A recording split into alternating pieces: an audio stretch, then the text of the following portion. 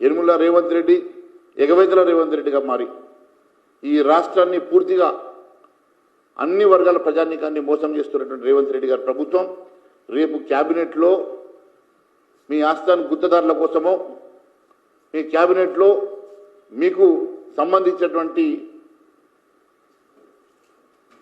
మంత్రుల కోసమో సంబంధించిన వారి కోసమో లబ్ధి చేకూర్చుకునేటువంటి ఎజెండాను పెట్టుకుంటారు తప్ప రైతుల కోసం అట్టడుగు బడుగు బలహీన వర్గాల కోసం మీరు ఇచ్చిన హామీల కోసం మీరు ఇచ్చినటువంటి రైతు సంక్షేమం కోసం మీరు ఏ నిర్ణయం తీసుకోబోతున్నారో ప్రజలకు తెలియజేయాల్సిన అవసరం ఉందని తెలియజేస్తా ఉన్నాను. రైతు కూలీలకు మంత్రులు ఇచ్చిన హామీలకే గ్యారంటీ లేదు. మరి వారి ఆత్మీయ భరోసాను దక్కకుండా చేస్తున్నది ఎవరో బయటపెట్టాల్సిందిగా కోరుతా ఉన్నాం. ఎందుకంటే రైతు కూలీల ఆర్థిక సాయం కోసం 900 కోట్ల రూపాయలు బడ్జెట్లో కేటాయించినట్టుగా ప్రకటించి ఇప్పటి వరకు ఒక రూపాయి కూడా దానికోసం ఖర్చు చేయకపోవడం వెనుక కారణం ఏమున్నదో తెలియజేయాల్సిన అవసరం ఉన్నదని తెలియజేస్తా ఉన్నాను. 15 లక్షల మందికి సాయం అందిస్తామని గత ఏడాది డిసెంబర్లో మంత్రులు బట్టి విక్రమార్క గారు, పొంగురెడ్డి శ్రీనివాసరెడ్డి గారు ప్రకటించారు కదా. మరి ఏటా 12,000 రూపాయలు 2 దఫాలుగా 6,000 రూపాయలు ప్రతి రైతు కూలీ అకౌంట్లో వేస్తామని చెప్పి ఇప్పటి వరకు ఒక్క రూపాయి కూడా అకౌంట్లో మీరు వేయకపోవడం వెనుక కారణం ఏమున్నది? మరి రైతు కూలీలను ఈ రకంగా మోసం చేయడం వెనుక మరి ఎవరున్నారో మరి బయట పెట్టాలని మేము కోరుతా ఉన్నాం. ఇప్పటి వరకు రైతు బీమా అంశంలో కూడా ఫిబ్రవరి నుంచి ఇప్పటి వరకు ఎల్ఐసికి డబ్బులు కట్టక ఫిబ్రవరి నుంచి చనిపోయినటువంటి రైతులకు మరి బీమా వస్తుందా, ప్రభుత్వం ఇస్తుందా, మరి ఎల్ఐసికి మీరు కట్టాల్సిన డబ్బు ఎందుకు కట్టలేదు?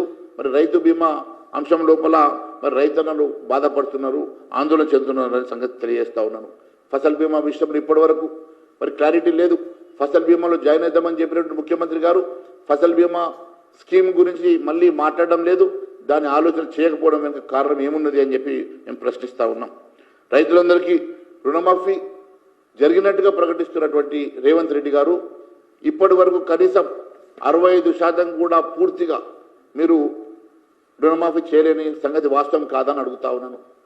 వ్యవసాయ శాఖ మంత్రి గారే చెప్పారు ఇంకా 9,000 కోట్ల రూపాయలు బకాయి ఉన్నది, 9,000 కోట్లు ఇస్తేనే పూర్తిగా మరి రైతులకు రుణమాఫీ జరుగుతుందని చెప్పినటువంటి మరి ఒకవైపు వ్యవసాయ మంత్రి గారు చెప్తా ఉంటే పూర్తిగా దానికి భిన్నంగా ముఖ్యమంత్రి గారు పూర్తిగా రుణమాఫీ జరిగిపోయిందని చెప్పడం వెనుక మతలబ్ ఏమున్నది అని చెప్పి మేము అడుగుతా ఉన్నాం.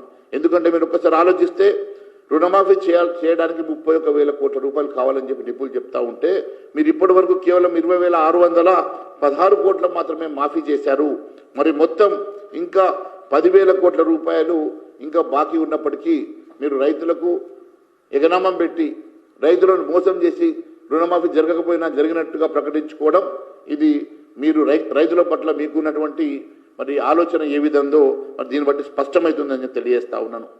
కాంగ్రెస్ను ఆదుకున్న మహిళలకు కూడా ఆర్థిక సాయం కింద మహాలక్ష్మి కింద వారందరికీ కూడా 2,500 రూపాయలు ప్రతి పేద మహిళకి ఇస్తామని ఆ రోజు మేనిఫెస్టోలో చెప్పి 6 గ్యారెంటీల్లో పెట్టుకున్నటువంటి మరి ఈ ప్రభుత్వం అధికారం ఎక్కిన తర్వాత మహిళల్ని పూర్తిగా విస్మరించి మోసం చేసి మహిళలకు ఇస్తామన్నటువంటి మహాలక్ష్మి స్కీమ్ను ఎగనామం పెట్టి ఇప్పటి వరకు మహాలక్ష్మి స్కీమ్ని ముందుకు తీసుకెళ్లకపోవడం వెనుక కారణం ఏమున్నదో తెలియజేయాలని చెప్పి అడుగుతా ఉన్నాం. ఎందుకంటే ప్రతి మహిళకు 2,500 రూపాయలు ప్రతి నెల ఇస్తామని చెప్పి ఇప్పటికీ ఏడాదిన రైతున్నా ఇప్పటి వరకు ఎందుకు మీరు మొదలు పెట్టలేదు? అదే పక్క రాష్ట్రమైనటువంటి మహారాష్ట్రలో వారు లాడ్లీ బహన్ కింద 2,500 రూపాయలు ఇస్తామని చెప్పి వెంటనే అమలు చేసి మరి ఆ ప్రభుత్వం వచ్చి 6 నెలల లోపల మరి పూర్తిగా ప్రతి నెల 2,500 ఇస్తూ ఉన్నది. కానీ ఇక్కడ ఈ రాష్ట్రంలో సంవత్సరంన్నర అయినప్పటికీ ఇప్పటి వరకు పేద మహిళలందరికీ కూడా ప్రతి నెల 2,500 రూపాయలు మీ అకౌంట్లో వేస్తామని చెప్పి నమ్మించి ఓట్లు దండుకున్న తర్వాత ఈ రోజు వరకు కూడా ఏ ఒక్క మహిళకు కూడా మీరు 2,500 రూపాయల కింద మహాలక్ష్మి పథకాన్ని మొదలుపెట్టకపోవడం వెనుక కారణం ఏమున్నది? దానికి కావాల్సినటువంటి 14,000 కోట్ల రూపాయలు ప్రతి సంవత్సరం కావాల్సినటువంటి నిధులు ఏ రకంగా సమకూరుస్తారో రేపు మీరు మీ క్యాబినెట్ మీటింగ్లో చర్చించి మరి దాని మీద కూడా నిర్ణయం తీసుకోవాల్సిందిగా భారతీయ జనతా పార్టీ డిమాండ్ చేస్తూ ఉన్నది. జీవిత పెన్షన్ పెంచి 2,000 4,000 రూపాయలు చేస్తామని చెప్పి ఆ రోజు మీరు మేనిఫెస్టోలో పెట్టి 6 గ్యారెంటీలు పెట్టుకున్నారు కదా. మరి ఏడాదిన్నర రైతా ఉన్నది. మరి ప్రతి వృద్ధాప్య పెన్షన్ 2,000 4,000 అయితే అని చెప్పి నమ్మి మీకు ఓటు చేసినటువంటి వారంతా కూడా ఈరోజు బాధపడతా ఉన్నారు. 2,000 రూపాయలు 4,000 కాదు కదా. ఇప్పటి వరకు కనీసం అలాంటి ఆలోచన చేస్తున్నట్టు కూడా ఎక్కడ దాఖలాలు కనబడతలేదు. మరి కొత్త పెన్షన్లు ఇవ్వడం లేదు, ఉన్నవారి 2,000 4,000 పెన్షన్ చేయడం లేదు. వికలాంగుల పెన్షన్ 4,000 6,000 చేస్తామన్నారు. వికలాంగుల పెన్షన్ కూడా ఇప్పటి వరకు 6,000 పెన్షన్ చేసినట్టుగా మరి మీరు చర్యలు తీసుకోవడం మొదలు పెట్టలేదంటే మరి ఏ రకమైనటువంటి ఆలోచనతోటి మరి మీరు ఏ రకంగా మరి వృద్ధుల్ని మీరు మోసం చేస్తూ ఉన్నారో దీన్ని బట్టి చేయూత పెన్షన్కి మీరు ఎట్లా నీరు గారుస్తూ ఉన్నారో దీన్ని బట్టి అర్థమవుతా ఉన్నది. కాబట్టి వెంటనే రేపు క్యాబినెట్లో నిర్ణయం తీసుకొని మరి 2,000 పెన్షన్ 4,000 పెన్షన్ చేయాల్సిందిగా రేపు క్యాబినెట్లో ప్రకటించాల్సిందిగా మేము డిమాండ్ చేస్తూ ఉన్నాం. ఇందిరమ్మ ఇళ్ల విషయంలో పట్టణ గ్రామీణ ప్రాంతాల్లో వారిగా లబ్ధిదారుల ఎంపిక గైడ్లైన్స్ కూడా మీరు లేకుండా పూర్తిగా మరి ఎందుకంటే ఇళ్ల నిర్మాణ పథకాన్ని 2024 మార్చి 11 ప్రారంభించి ఏడాది దాటింది.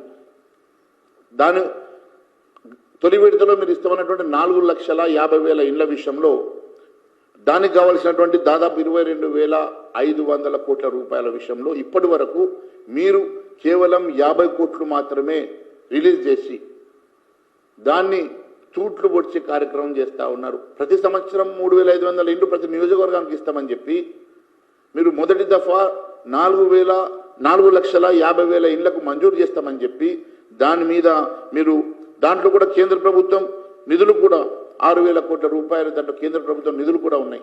మరి వాటిని కూడా మీరు రిలీజ్ చేయకుండా మరి పూర్తిగా ఇందిరమ్మ ఇండ్లను మీరు గాడి తప్పే విధంగా అందరినీ మోసం చేస్తున్న సంగతి వాస్తవం కాదని అడుగుతా ఉన్నాను. వివిధ వర్గాలకు బాగిల పడ్డటువంటి 1,000 కోట్ల రూపాయలు కాంగ్రెస్ సర్కార్ వెంటనే చెల్లించాలని భారతీయ జనతా పార్టీ డిమాండ్ చేస్తూ ఉన్నది. అన్నదాతలకు రైతు భరోసా, రైతు కూలీలకు ఆత్మీయ భరోసా, విద్యార్థులకు ఫీజు రియంబర్స్మెంట్, రోగుల ఆసుపత్రులకు ఆరోగ్యశ్రీ పథకం బకాయిలు, ఉద్యోగులకు చిన్న కాంట్రాక్టర్లకు మాజీ సర్పంచులకు ఇవ్వాల్సినటువంటి బకాయిలు ఇవ్వకుండా కాంగ్రెస్ సర్కార్ ఆయా వర్గాలకు అన్యాయం చేస్తూ ఫీజు రియంబర్స్మెంట్ బకాయిలు చెల్లించకపోవడంతో డిగ్రీ కళాశాలలో వార్షిక పరీక్షలు కూడా ఆలస్యంగా జరగడం మనం కళ్ళారా చూసాం. ఇటు విద్యార్థులు కాలేజీ యాజమాన్యంలో అందరూ కూడా ఇబ్బంది పడుతున్నటువంటి సంగతి కూడా మనం కళ్ళారా చూసాం. కాబట్టి ఉద్యోగులకు ఇవ్వాల్సినటువంటి బకాయి పెండింగ్ పూర్తిగా మీరు ఇవ్వకుండా బకాయి పడ్డ మాట వాస్తవం. మరి వాటన్నిటిని కూడా ఈ రేపు క్యాబినెట్లో చర్చించి వెంటనే నిర్ణయం తీసుకోవాల్సిందిగా భారతీయ జనతా పార్టీ మరి డిమాండ్ చేస్తూ ఉన్నది. అంతేకాదు చిన్న సన్నకారు కాంట్రాక్టర్లు మాజీ సర్పంచులకు ఇవ్వాల్సినటువంటి బిల్లులు బకాయిలు ఇవ్వకుంటే వాళ్ళు సెక్రటేరియట్లో వచ్చి ధర్నాలు చేసేటువంటి పరిస్థితి వచ్చింది. కాబట్టి మరి ఇలాంటి పరిస్థితి కొంతమంది సర్పంచులు మాజీ సర్పంచులు మరి ఆత్మహత్య ప్రయత్నం చేసి కొందరు ఒకరిద్దరు చనిపోవడం కూడా మనం చూసాం. కాబట్టి మరి వెంటనే దాదాపు వారి పదవీ కాలం కూడా ముగిసి 14-15 నెలలు అవుతా ఉన్నది. మరి వారిని ఎందుకు మీరు ఈ రకంగా మోసం చేస్తూ ఉన్నారు, ఎందుకు మీరు ఆ బకాయిలు పెండింగ్ బకాయిలు చెల్లించలేకపోతా ఉన్నారో వెంటనే తెలియజేయాలని చెప్పి నేను కోరుతా ఉన్నాం.